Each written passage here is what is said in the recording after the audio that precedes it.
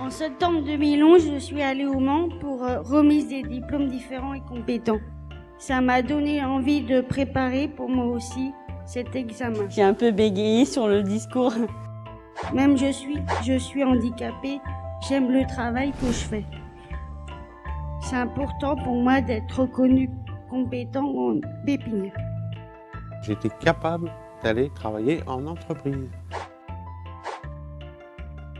Un grand pas que j'ai fait parce que moi, non, Frédéric Dupont, c'est un peu un peu la timidité, quoi. Différents et compétents, c'est une véritable révolution dans les ESAT, dans les établissements de travail protégés. Il faut se remémorer que celui-ci a démarré autour de quelques idées forces. 1. Reconnaître les compétences des personnes travaillant en ESAT, les compétences les plus infimes soient-elles, toute personne sachant faire quelque chose. Deuxièmement, mettre de la visibilité métier, lisibilité métier, que chaque personne sache bien dans quoi elle s'inscrit, c'est les tenants aboutissants de son travail. Et 3. Mettre la personne et l'organisation en mouvement. Parce que c'est la rencontre entre des préoccupations des professionnels, les attentes légitimes d'un conseil d'administration et puis les besoins des personnes qui sont accompagnées, qui sont en situation de travail et pour qui on va pouvoir engager une véritable reconnaissance des compétences professionnelles acquises en travaillant dans cet établissement. Cette reconnaissance de compétences crée de l'appétence chez les personnes travaillant en ESAT puisque de 300 reconnaissances au début du système par an, nous doublons tous les ans. On peut imaginer que cette reconnaissance qui s'adapte bien à des personnes en difficulté peut s'adapter à d'autres publics et devenir reconnaissance des acquis de l'expérience. Alors comment ça marche? D'abord, c'est la libre adhésion de la personne. C'est son projet, ce n'est pas une démarche qui est imposée, bien sûr. Il faut que la personne ait envie de montrer son savoir-faire et d'être reconnue dans ses compétences. Donc on va lui proposer à l'intérieur de son projet professionnel un positionnement sur un référentiel métier, qui est un référentiel métier de droit commun. Donc on va réaliser un positionnement avec le moniteur d'atelier et avec l'équipe de l'ESAT. Et on va permettre de proposer à la personne soit un jury interne. Donc la personne va montrer en fait sur son atelier, dans son ESAT, son savoir-faire devant un jury, ses compétences et qui va être validé. Mais on va également proposer des jurys externes. Et ce jury externe va permettre de préparer un dossier à l'appui du référentiel métier pour là passer devant un jury extérieur avec des représentants, des valideurs en fait, de l'Éducation nationale ou du ministère de l'Agriculture. Alors le jury externe, c'est le cas de Claire par exemple, qui présente son dossier et qui valide ses compétences. Et puis on peut également aller plus loin et faire un stage dans une entreprise, comme l'a fait Frédéric, et qui va permettre là de présenter également devant le jury cette reconnaissance des compétences en appui d'une expérience en milieu ordinaire dans une entreprise.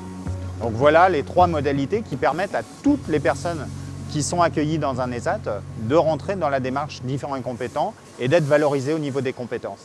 Alors point extrêmement important aussi, différents et compétents a contribué à l'écriture d'un décret sur la formation professionnelle qui date de 2009 et qui permet aux établissements de mobiliser des moyens et d'être aidés par l'État pour développer la formation professionnelle des travailleurs handicapés dans les ESAT.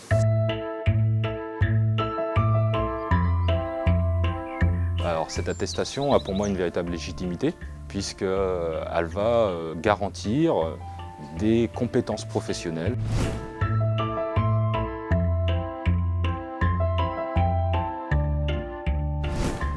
C'est valable au sein des différents ESAT, des différents établissements, mais ça peut être également valable dans le monde extérieur.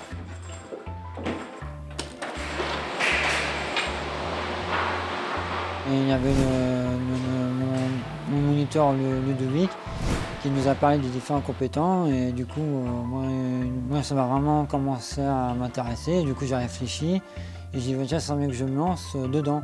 Et j'en ai parlé avec mon moniteur Ludovic. C'est toujours sur la base du volontariat. Donc la personne nous en parle, elle en parle dans le cadre de son projet personnalisé.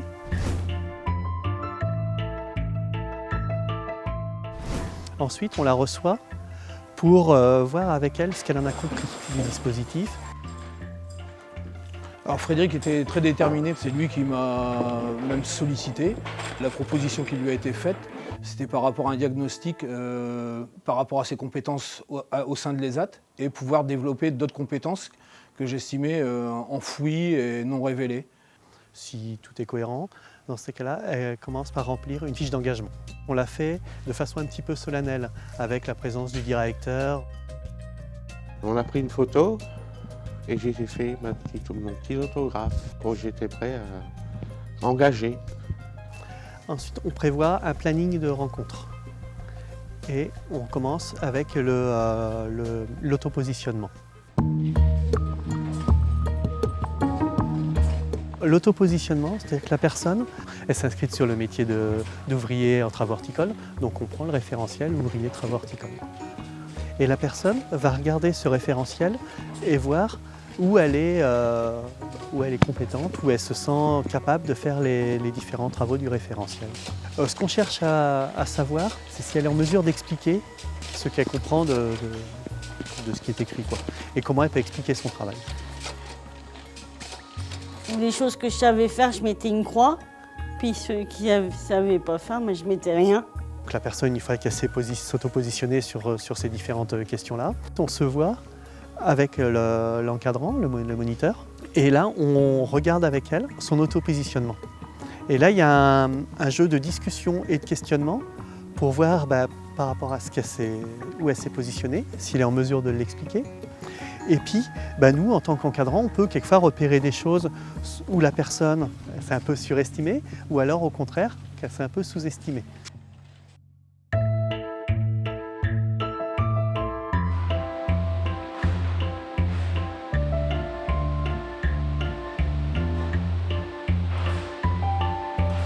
On a montré un petit peu, on a expliqué comment préparer la palette. Donc, c'est-à-dire qu'on avait seulement des photos pour montrer un petit peu ce qu'on faisait pour le jury. En fait, je disais à Georges, et puis lui, il notait, puis moi, je recopiais. Je recopiais le soir, en fait. Soit la personne est en mesure d'écrire elle-même son dossier, et donc là, on va regarder avec elle ce qu'elle écrit, essayer de compléter le dossier, la questionner pour qu'elle puisse compléter le dossier. En fait, quand j'écrivais le soir, je mettais des fois, je mettais plusieurs fois à recopier ça. Soit la personne a des difficultés à écrire et elle peut recopier, auquel cas on va nous dire ce qu'elle veut écrire. Et les rôles danois, on les rapproche de la machine. On va le copier, on va être transcripteur, et puis pareil, on va questionner éventuellement pour compléter. Je l'ai écrit à la main, et puis après j'ai dit pourquoi pas l'ordinateur, ça sera plus propre. Puis je l'ai fini à l'ordinateur à la fin. Autrement, ça peut être la personne saisie sur informatique. Et là, on va plutôt éventuellement corriger les fautes et pareil, compléter en questionnant. La dernière chose, après, c'est qu'il peut y avoir des photos de rajouter qui illustrent le dossier. Et les photos, là, donc la personne soit s'arrange pour se faire prendre en photo par les collègues, ou soit c'est elle qui demande à l'encadrant d'être prise en photo, mais c'est toujours elle qui décide, voilà, j'ai envie que tu me prennes à tel moment pour faire telle chose, etc. Et qui aussi légende ses photos. C'était 5 semaines en entreprise, donc c'était partir dans l'inconnu. Pour moi qui est un peu resté toujours dans mon petit coin, tranquille. Donc c'était une bonne expérience, quoi. Me bouger un peu, quoi. Le personnel, en fait, lui, a vraiment très bien intégré Frédéric.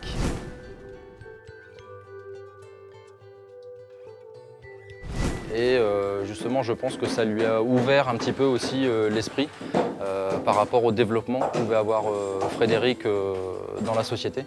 Je me suis fait plusieurs camarades qui sont... Même je déjeunais le midi avec eux, mais laissez pas tout seul. Tout s'est bien passé, donc c'était mon principal objectif, c'est que tout se passe bien.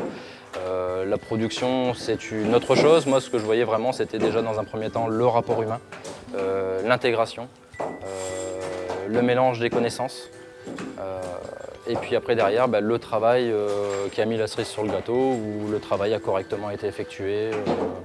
Et ça, c'était vraiment le sommet. Très très bien. Bonne ambiance qui me restera toujours dans la tête. C'est une expérience que je conseille à tout le monde. Ça permet de combler certains trous dans la vie de chacun. Le montage de dossier, ça a duré 3 mois. Après, il y a eu 1 mois et demi entre les deux, entre le jury blanc, puis 15 jours entre le jury blanc et le grand jury. Jury blanc, c'est quelque chose qu'on fait un peu en interne, où on essaye aussi par ce jury blanc d'amener des collègues qui sont un peu intéressés par la démarche, à mettre un petit peu un pied dedans, comme on dit, quoi. Un peu une boule dans le ventre. Et après? Après, ça a été tout seul. Tout s'était bien passé, on m'a posé plusieurs questions de mon stage, les 5 semaines en stage. On m'a pas collé, on m'a posé sur mon travail. Le moment de l'évaluation est un moment vraiment particulier pour la personne. Et l'évaluateur se place dans une posture d'accueil de cette personne particulièrement respectueuse. Parce que au début j'avais un peu peur. Je pensais peur de me dire je vais pas y arriver parce que c'est normal aussi d'avoir le trac et tout. Et en fin de compte, ça s'est très bien passé. Donc pour moi, c'était vraiment au niveau d'émotion très très fort. Il s'agit en fait d'aider la personne à mieux exprimer encore ce qu'elle a pu dire dans le dossier et puis de la conduire jusqu'à finalement le moment clé de l'évaluation qui va être de recenser à l'aide du référentiel toutes les compétences qui ont pu déjà être prévalidées avec son moniteur. Les référentiels qui sont utilisés dans le dispositif différents et compétents sont issus des référentiels, pour ce qui nous concerne, des référentiels éducation nationale qui sont déclinés de façon à être accessibles. Impressionnant, toujours la peur au ventre, mais après, que je pouvais que même en résumé, il m'a dit que je pouvais encore monter plus haut.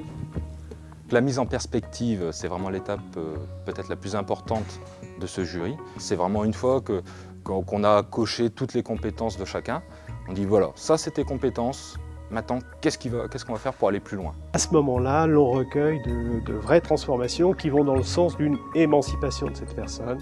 Elle s'affirme, alors à la fois sur le plan professionnel, mais très souvent également sur le plan personnel. J'avais les capacités de faire une VAE et monter jusqu'au CAP. Donc j'ai dit j'en veux et je monterai jusqu'au CAP même si j'arrive à l'âge de la retraite.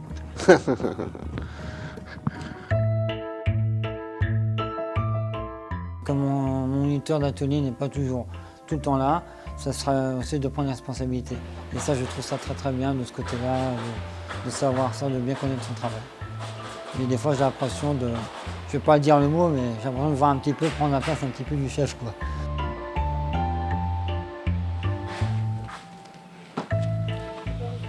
Alors aujourd'hui, là, elle a changé d'équipe. Donc elle était sur le rempotage, sur l'équipe rempotage. Elle est passée sur l'équipe commande. C'est aussi une façon de développer ses compétences, son panel d'activités, justement dans cette idée peut-être de CAP plus tard.